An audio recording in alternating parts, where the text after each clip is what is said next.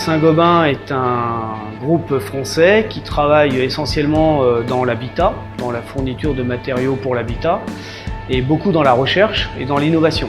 Nous travaillons sur la partie vitrage pour l'aéronautique, le blindé et le marché civil.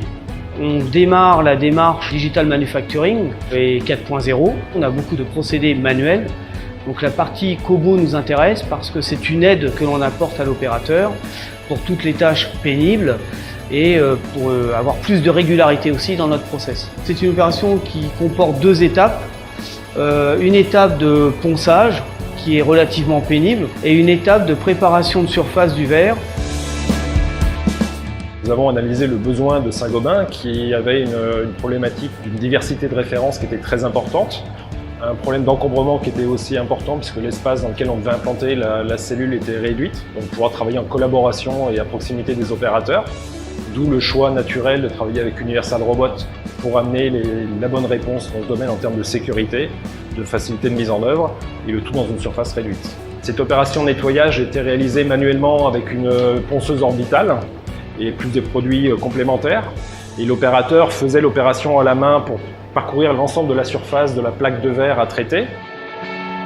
On a pu échanger, faire des proof of concept, on a pu réaliser des essais chez nous, d'abord pour valider le concept, sachant que tout au départ on était parti sur un fonctionnement seulement du robot sans le module FT300. On est arrivé un peu dans une voie sans issue. Ensuite on a pu se dire, on a eu l'idée d'utiliser le module FT300 avec cette fonction Pass Recording et on a pu l'intégrer au robot et continuer des essais d'une part chez nous. Et ensuite on est venu chez Saint-Gobain travailler avec l'opérateur et voir avec lui comment on pouvait exploiter, voir si le produit répondait bien aux attentes de Saint-Gobain. Si on n'avait pas eu le FT300, ça aurait été une opération très complexe, puisque la programmation d'un mouvement robot qui doit suivre un volume dans l'espace est quelque chose d'assez compliqué à réaliser.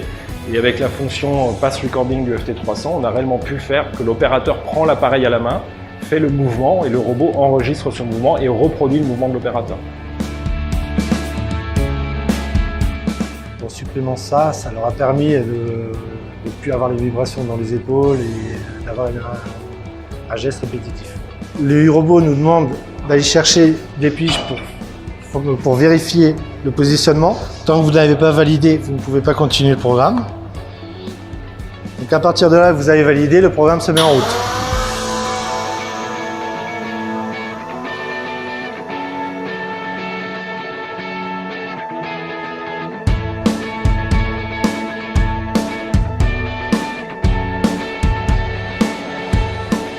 Ça nous a permis de mettre le robot sur la partie la plus pénible, qui est le ponçage. Et pendant ce temps-là, l'opérateur peut faire la deuxième tâche. On augmente la capacité assez fortement. Donc ça permet d'avoir des ROI sur 6 mois, 1 an, donc c'est relativement rapide. Avant, on travaillait en 3/8 sur cette opération. Aujourd'hui, on est plutôt en 2/8 à charge identique. On a des nouveaux projets en phase et donc ça nous permet de les absorber, ce que l'on n'aurait pas pu faire avant. Le produit peut revenir qu'une fois par an ou tous les 2 ans. Donc du coup, refaire un programme, ça va arriver relativement souvent.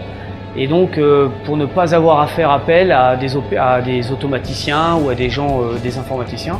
Donc le point fort, c'est ça, c'est donner l'autonomie à l'opérateur pour faire son propre programme. C'est pas une idée d'enlever du travail, on va dire, comme c'est souvent perçu quand on installe un robot.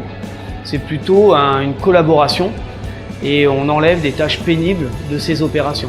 Voilà, c'est ça plutôt l'objectif. Donc c'est bien perçu.